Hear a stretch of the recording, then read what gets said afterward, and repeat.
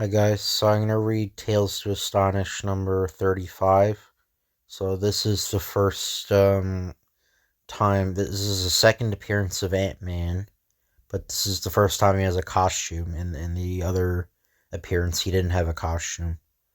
But you'll gasp in amazement at the return of the Ant-Man. Stop him, my pets. Obey your leader. The Ant-Man commands you. Return of the Ant-Man, Part 1. In a previous issue of this magazine, we brought you the nightmarish story of Henry Pym, a scientist who invented two incredible serums, one to reduce objects and the other to enlarge them back to their natural size. This will make a great boon to mankind, but first I must make sure it works. The reducing potion is taking effect. It's working so fast that I can feel myself shrinking. And he shrinks. But the potion proved more powerful than Henry Pym had anticipated. It reduced him to the size of an insect and led him into the most frightening encounter of his life within a teeming anthill. Frantically, Pym escaped from the ants and reached his enlarging serum. Thank heavens, it's making me grow. After he was restored to normal size, the scientist destroyed his potions, which he felt were far too dangerous to exist on Earth. However, weeks later, so great a discovery must not melt into nothingness. I must concoct the serums again. Yeah, I think in the last issue he said he'll never make them again. But this time, I will hide them safely away. No one except me will ever know of their existence. Someday the world may be ready for them, but until then they shall remain in my secret safe. There is one other important fact worth noting. After his experience in the anthill, Pym developed a growing interest in ants. It's amazing. Those insects are able to lift objects 50 times heavier than themselves. Secretly, continually, he made a thorough study of the ant world. In each colony there are only a few females, but there are thousands of workers. Note, females are called queens, workers are smaller than queens, and are wingless. We know that ants have sense organs and a nervous system. They detect things by sight, smell, and touch. But nobody actually knows how ants are able to communicate among themselves. The more I research, the more I'm convinced that that ants really do communicate through their antenna. If I could discover what their electronic wavelength is, I could tune in and learn more about them. After long months of grueling work, Henry Pym finally found what he had been seeking. This helmet I devised would enable me to contact the ants, to tune in on their wavelength, and actually communicate with them. And I have designed a protective costume to wear, which will shield me from accidental ant sting or bite. However, the same day the government gives Henry Pym a top-secret scientific assignment and 4 assistants to help him carry it through.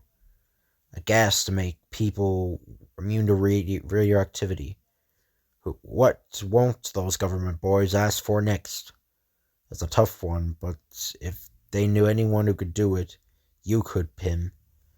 Then weeks later, in a nation on the other side of the world, so I guess the Soviet Union, our informants say the American scientists have almost completed the anti-radiation formula. So, and we must notify our agency in the Western Hemisphere at once. Contact is made, orders are given, and then, do not move or we shoot.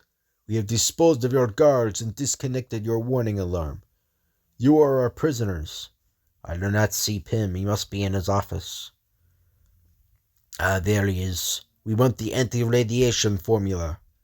You will get nothing from me. Then we will get it from one of your assistants.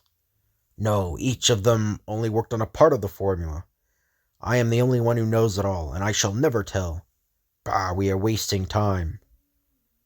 I don't know if they have Russian, because they're foreign agents, so I don't know if they got Russian accents or not.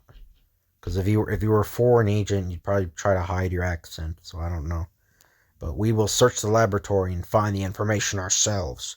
When we're finished, we blow this place up. It will look like Pym and his men had an accident. They posted a guard in front of my door, and there's another outside, so I can't escape by the window either. I'm isolated, trapped in my lab. But wait, there is a way to stop them. It's a fantastic plan. Snap. But it has to work. If it fails, the commies will have the anti-radiation gas, which will put them miles ahead of us in the Cold War. But they'll be stopped, and a mere rubber band and some thread, among other things. I'll just set this ashtray in the floor and stretch the rubber band on it, so now it is time to use another formula of mine. The most potent serum ever developed by man. Serum that can reduce a man to the size of an insect. It's working! At last, I'm no bigger than an ant. Now to do what must be done. When I was a child, I went in lots of thrilling rides at the amusement park, but this will beat any of them. Whoosh! Made it! The crack is small, but not too small for an ant-sized human to fit through. I guessed right. The thread reaches right down to the ground. And there's my destination, the ant hill. Part 2, an army of ants. Must be careful. I don't want the ants to see me yet. Wait, I feel vibrations against my helmet. Vibrations, just as I suspected. The ants' antennae do give off electronic impulses. That's how they communicate with each other. Twing. But suddenly, they're turning around. They're coming this way. But how did they? Oh no, I forgot. I forgot that they have a highly developed sense of smell. They're able to detect any alien creature near them.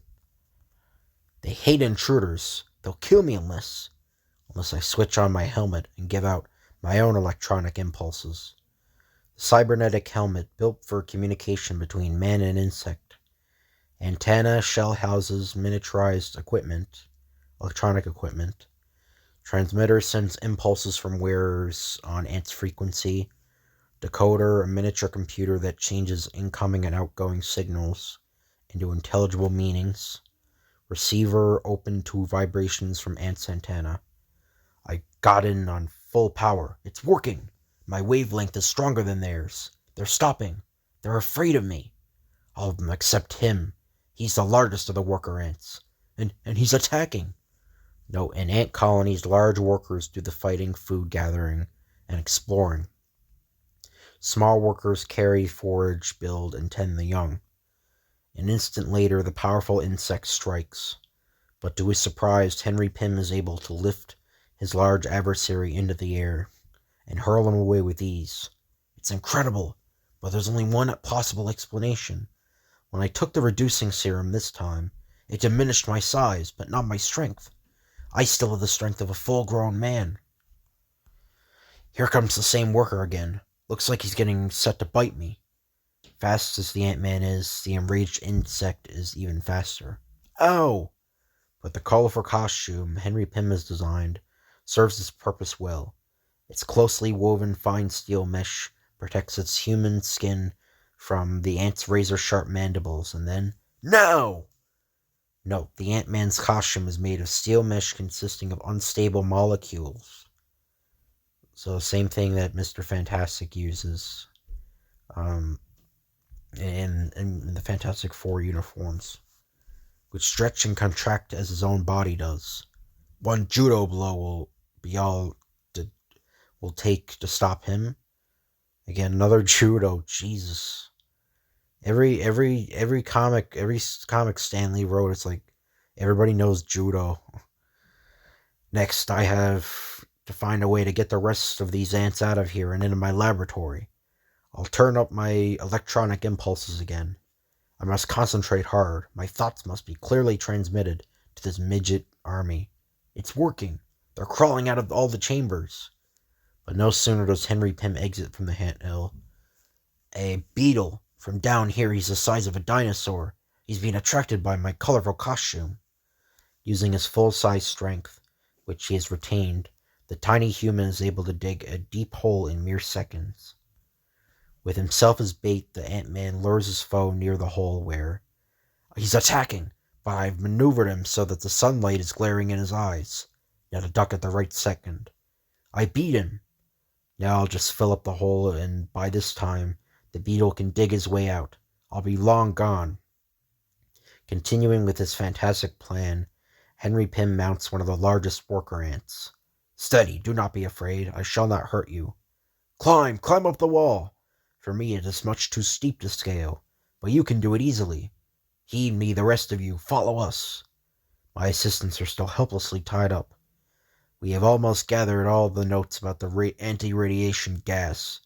Soon we'll be ready to leave, and when we do, we'll... Oh, okay, so they do have... I'm just gonna give them Russian accents. So, we have almost gathered all the notes about the anti-radiation gas. Soon we'll be ready to leave, and when we do, we'll blow up the laboratory behind us. Everyone will think the Americans have done unfortunate accident. I must untie Tom and the others, and put the spies' guns out of action. Tom, it's me, Henry Pym. I've come to help you. It's useless. He can't hear me. My voice is too low. Even if I screamed, it wouldn't be audible to him. Well, no matter. I'll soon have him untied. But as the Ant-Man climbs over his assistant's hand, the larger man reacts the way anyone might to the sensation of a crawling insect. No, don't shake me off. Don't. Falling helplessly, the Ant-Man frantically turns on his transmitter and sends an urgent call for help to his insect followers. They quickly gather and form a living net to cushion the fall. Just in time. Again, Henry Pym's attempts to untie his assistant's bond, and with the help of his new allies. And this time he succeeds. Now it's our turn to strike back. Part 3, The Ant-Man's Revenge. One by one, Henry Pym frees his assistants. But yet the tiny human's task is only half done. My men still can't attack the spies, while they're so well armed. I must communicate with the ants again. I must make them understand what they are to do. Moments later, a swarm of worker ants crawls over to one of the spies, and at an electronic signal from their new master, the workers attack, biting and stinging their human victim. Yee! Then Henry Pym signals a swarm of honey ants to plug up the barrel of the fallen gun. To plug it up with honey. My gun is jammed. He will not fire. Suddenly there's another streak. Ants sail all over me. Hundreds of them. Where did they come from? How? Help get them off me. I can't stand them. I don't know what's going on, but somehow my ropes got loose. Mine too, and some of those murderous Reds are without guns now. Let's get them. Guess the boys can handle things from here on in. I better get back to my office before they search for me. That's it. Now carry me down to the floor. Moments later. Lucky I retained my full strength, or they might not have been able to push this test tube over. All that's required is one dip in the enlarging serum and... There, I'm my normal size again. I better join the others now. They're without their weapons. They were pushovers. We notified security. They're sending some officers over here. We're fortunate that it turned out all right. It could have been big trouble, not only for us, but the entire free world. It is over. The danger has ended for now, and my secret is still safe. But I wonder, will I ever be forced to become the Ant-Man again? Yes, Henry Pym, you will. Sooner than you think, but we will save that story for the next issue of Tales to Astonish. The end. So I hope you guys enjoy this video. If you could like, comment, and subscribe, that'd be appreciated. Thank you for watching, and I'll see you guys later.